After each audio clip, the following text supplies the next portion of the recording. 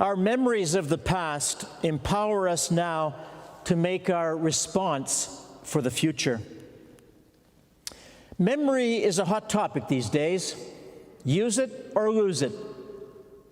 Playing word games, learning a new language, exercises, discipline, all to keep the gray cells in shape and away from Alzheimer's and dementia. So it's no surprise that memory has been a gift that we have cherished as church, as God's people from the very beginning. It's such a valuable treasure that respecting memory, protecting memory, and enhancing memory is necessary to us to be faithful to our call to be holy and whole. Our memories not only help us through winter to spring, but also remind us of who we are. The memory of certain events has the power to shape our lives. Memory lets us bring the power of events into the present. Today's readings give us 3 examples of powerful memories that have shaped the lives of the people involved.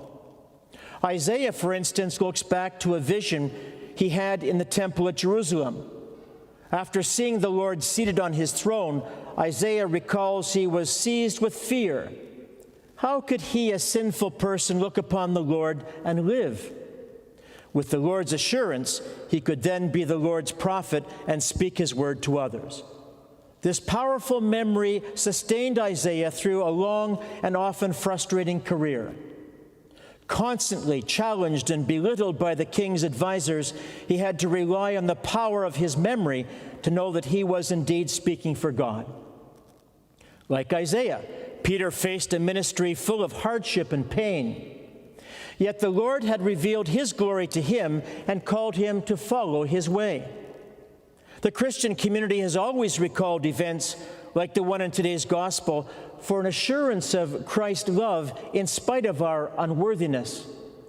Even though we did not directly experience the event in today's gospel, its memory has been preserved for us in Scripture, and its power is made present among us and in us.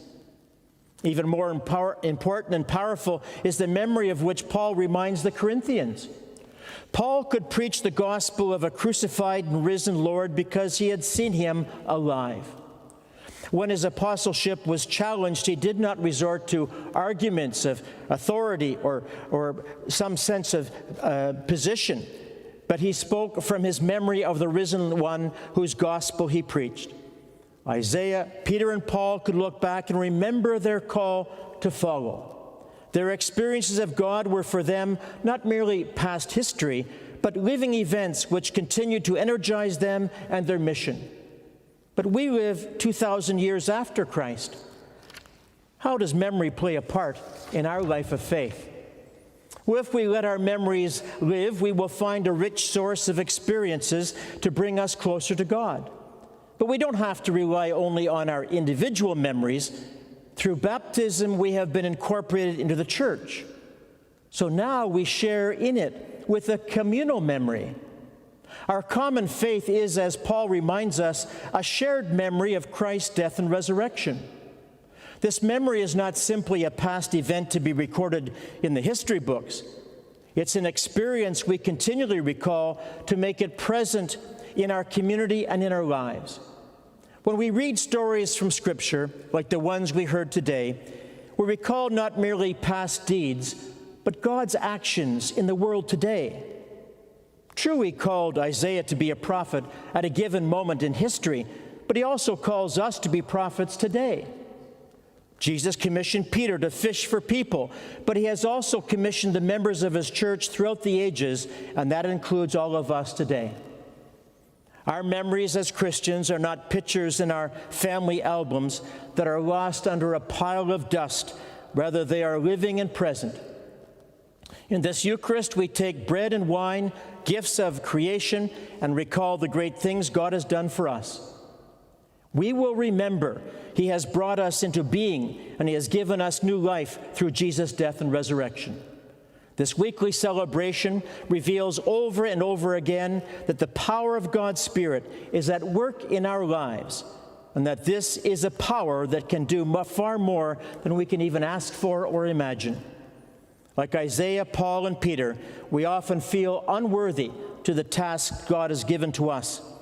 Our memories remind us of God's ongoing help to do whatever we are called to do. When we hear those words, "Do not be afraid," our hearts should also be lifted, for our memories of the past empower us now to make our response for the future.